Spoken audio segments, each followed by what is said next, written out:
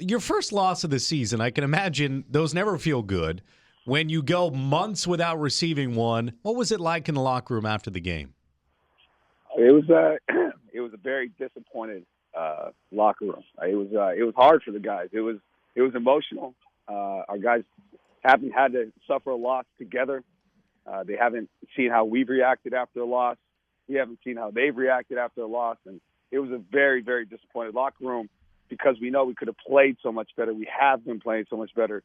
We had an off night, and UNLV capitalized. And you have to credit UNLV. They played a great game.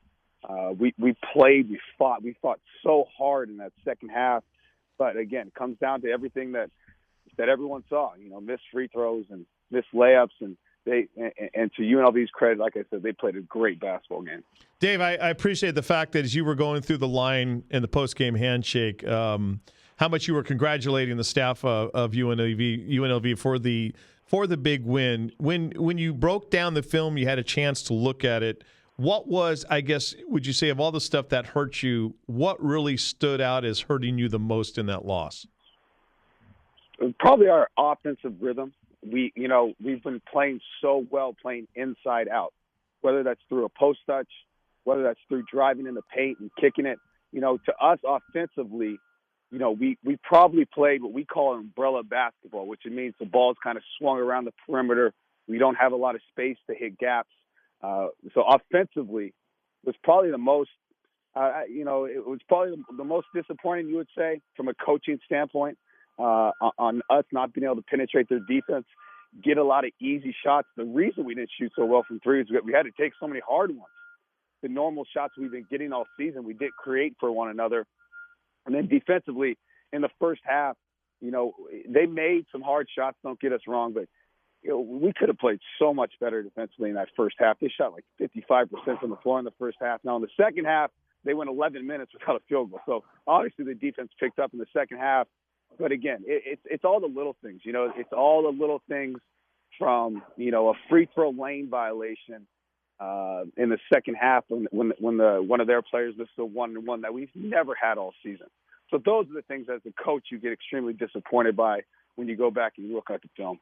Aztecs back at it tomorrow night against Colorado State. Dave Velasquez, assistant coach, with us here on Extra 1360. The Aztecs at 26-1 on the year.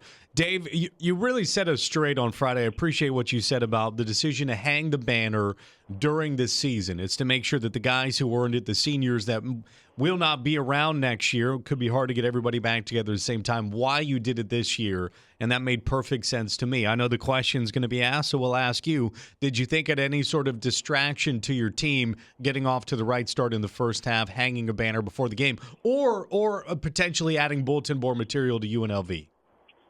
No to both questions, to be honest. I didn't see our guys, act any different from the banner hanging. I think, it was a deserved, it was kind of a deserved celebration for them for however long it lasted, 10 to 15 seconds at the most. And, no, I don't think it had anything to do with the game. And a UNLV will use that as bulletin board material. I mean, we sit there and we watch every press conference of every team we're going to play and try to use it as bulletin board material. That's just something you do to try to, get your team ready to go. But no, I don't think it had any weight on the game, whether positive or negative, to be honest with you. Dave, how do you think you guys come out tomorrow night against Colorado State? It's another big night. It's senior night. You're saying goodbye to some guys who've been part of an incredible season. I would assume, though, the red and black are going to be breathing fire and maybe woe to the Rams for having to catch them at this moment. You're right on about that. We are going to be on fire. And our guys yesterday wish they could have played a game yesterday. And we'll come out and we'll play with a type of intensity, a type of intent that we've been playing with all season, why we got to this point in the year. And also it's a big night for our seniors. We have 3 seniors who have done so much for our program. And even though Yanni Wetzel and KJ Fagan have only been here for a year, those guys really could have gone almost anywhere in the country. Yanni visited Texas Tech after the national championship game.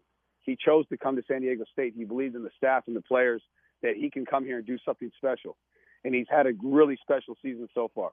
KJ Fagan could have gone to Oregon, North Carolina, Kansas. Those are the schools that we're calling him. He wanted to stay closer to home, and he wanted to win big because he hadn't won big at Santa Clara. He's done that. And then you have Nolan Lorraine, who's been our program for 5 years. And when we were recruiting Nolan out of high school at La Lumiere, I remember flying to Chicago. I think I flew out there 7 times in 1 year recruiting Nolan. And he came here, and it was us and Gonzaga. And Nolan's had a 5-year career here, a 5-year-long career here that, needs to be celebrated. We need to make sure that those guys go out on the right note. We need to make sure we don't have this same feeling that we had yesterday. We don't have that on Wednesday. And I believe with the way our guys' maturity was yesterday, it was so special to see. They were almost looking to see how we were going to react. But more than anything, they just wanted to see how the film looked. And once they saw the film, we hit the practice floor. We had a really good 30, 40-minute practice yesterday. The guys were so dialed in, so focused that we're excited to play tomorrow night. We're ready to go. Dave, you sound like Mike Costa after an I Believe chant. I lost my fellas. I was trusting. I was feeling like every Aztec fan on Saturday. I lost my voice during that game. We were doing all we could to get our guys going. And again, it was just one of those nights that we fought, and we fought so hard to come back and win that game in the second half. Even made some really good plays down the stretch. Just couldn't find a way to get the job done. So I wasn't sure if the team was off Sunday, if you gave everybody a breather. You did not. So you painted a great picture there that they were waiting to see a little bit how the coaching staff reacted. What was practice like yesterday? What was the team like? The team was really focused. I thought in the film room, they were able to see the mistakes they made.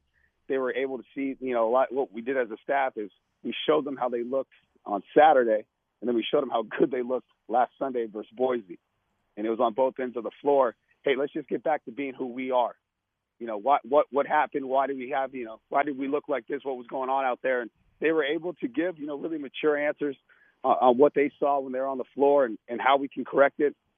And then when we hit the floor, we just did a little, basically a warm-up routine to kind of just get the blood flowing, get the body going again. We had a little bit of basically a 10-minute offensive session, had about a 15-minute defensive session. And then usually on days like this, the guys, they try to rest their legs. But after a game like that, most of the guys sat around and they shot for about an hour on their own, just trying to get back their rhythm, trying to really get back their confidence in their shot yesterday. And then hopefully today will be a little bit longer, probably an hour hard practice. We'll compete, we'll get after it. And then again, we'll got to get ready for this game on Tuesday and celebrate senior night. Dave, we know that you were in the thick of things. Thanks so much for taking some time. Costa and I will both be there tomorrow night. I get the sense that Colorado State, they may want to just stay in the Mile High City. I mean, you may not even want to come to Viejas because it's going to be rocking, and you guys get back on track. Thanks for your time, buddy. Appreciate it. I appreciate it, guys. Thank you. Thanks, Dave.